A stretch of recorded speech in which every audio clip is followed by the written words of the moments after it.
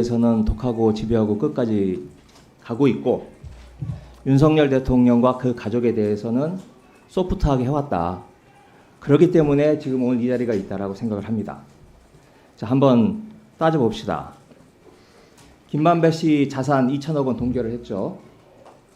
그게 동결을 한 이유가 뭐죠? 그게 범죄에서 얻은 수익이다, 이렇게 판단하시는 거죠? 저희 주장은, 검찰 주장은 그렇습니다. 네. 그리고 그 동결된 자산 2천억 가운데에는 윤석열 대통령의 부친 집, 김만배의 누나가 사준 집도 포함되어 있죠. 그 얘기를 아직도 하십니까? 맞는지 안 맞는지만 이야기하세요. 아니, 그것까지는 제가 파악이 안 돼 있습니다. 예. 네. 개별 재산까지 장관이 어떻게 다 파악하겠어요? 네, 포함이 되어 있습니다. 포함이 되어 있고, 이것 또한 범죄 수익에서 범죄 수익으로 구입한 거다라고 판단을 했기 때문에 이 동결을 한 거라고 생각하는 게 상식이라고 생각합니다. 관련해서 그러면 김만배의 누나 조사한 적이 있습니까?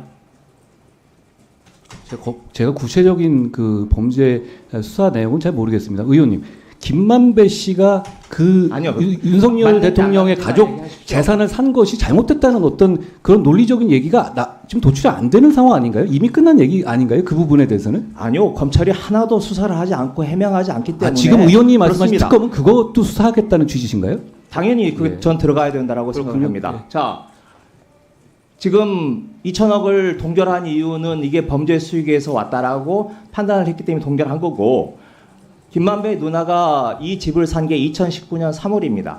2019년 4월에 샀습니다. 그런데 바로 그 직전에 대장동 수익이 분배가 됩니다. 그러니까 대장동에서 얻은 수익, 범죄로부터 얻은 수익을 받자마자 이 집을 삽니다. 뭐가 그렇게 급해서 다급하게 샀느냐? 의심을 할 수밖에 없는 거죠. 그 복덕방 통해서 산 거 아니었습니까? 네? 부동산 중개업자 통해서 산 거 아니었던가요? 시가대로? 돈 이야기 하고 있지 않습니까? 부동산 아니죠. 중개업자 이야기가 아니고. 아니죠. 그리고 아니죠. 자, 그걸 그렇게 말씀하시면 그거 오해하시죠, 사람들이. 자, 그 당시에 그 집을 살 확률이 전문가들이 그렇게 이야기합니다. 80만 분의 1의 확률이다. 저는 뭐 구체적으로 그 수치가 어떻게 나왔는지는 모르겠습니다만은 로또가 3번 연속 당첨될 확률이다라고 했으면, 그리고 국민들이 또 언론이 그렇게 의혹을 제기를 했으면 이 부분에 대해서 최소한의 조사, 뭐 소환 조사는 아니더라도 김만배 누나에 대해서 서면 조사라도 한다든지 뭐가 가시적인 조처가 있어야 수사를 공정하게 하고 있구나, 외관상으로라도 그렇게 공정하게 하고 있구나라고 비치는 거 아니겠습니까? 그런 부분에 대해서는 아무것도 하지 않으면서, 자, 이거 한번 그럼 따져봅시다. 답변을 한번. 아직 제 질문은 아닙니다. 제 질문입니다.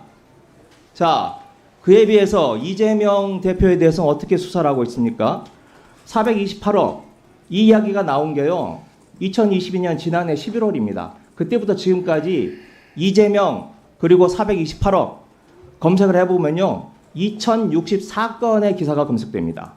지난 서너 달 동안에 이재명 대표는 428억을 받은 걸로 아예 그냥 기정사실화가 됐어요. 그런데 어떻습니까? 검찰 공소장에, 기소장에 한 줄도 못 쓰지 않았어요? 자, 왜 못 썼습니까? 그동안 이렇게 무슨 뭐 노후 자금이다, 선거 자금이다, 뭐 저수지에 넣어뒀다, 이렇게 북치고 꽹가르치고 하다가 정작 중요한 공소장에는 한 줄도 못 넣은 것, 이건 가능성이 두 가지가 있는 거죠.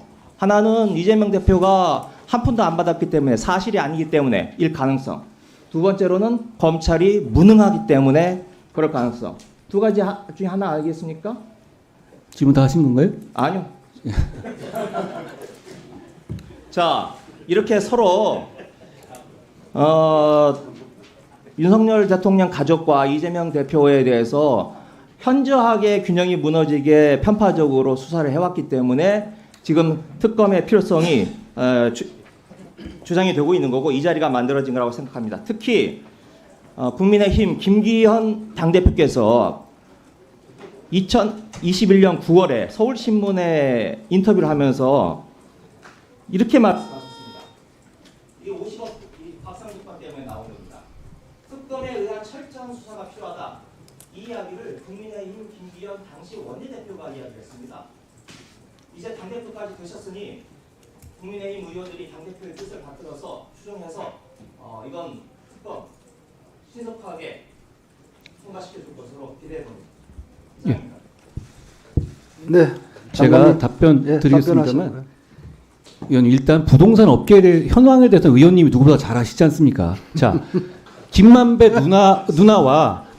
누나와 그 관련해 가지고 하신 그 거래는 부동산이 거래한 것이고 당시 시가에 부합하는 것이었죠. 그러니까 저는 이 부분은 그러니까 야당에서도 이제 더 이상 의혹 제기 끝난 얘기로 알고 안 하시는 부분으로 알고 있거든요. 만약 진짜 이런 부분을 하기 위해 특검을 하시는 거라면 저는 좀 이해하기 어렵고요. 그리고 제가 지금 받았는데 저는 몰랐습니다. 김만배 누나 조사했다고 하는데요.